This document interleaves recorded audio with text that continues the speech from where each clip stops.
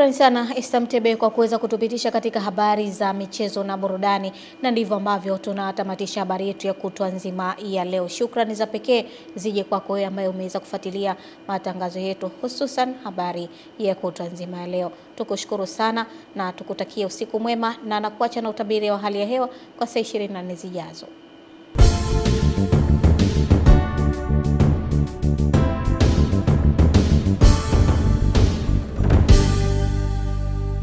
Habari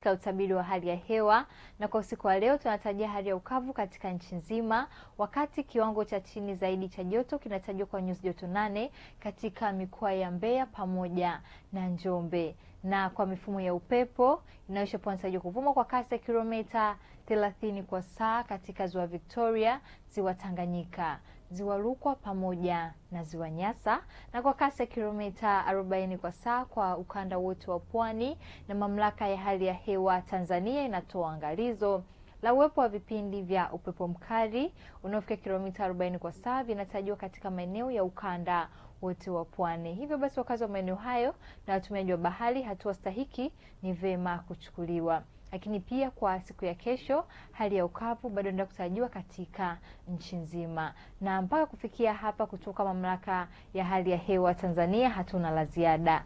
Ulikuwa nami Rebecca Loitana, tukutane hapo kesho muda wakati kama huu.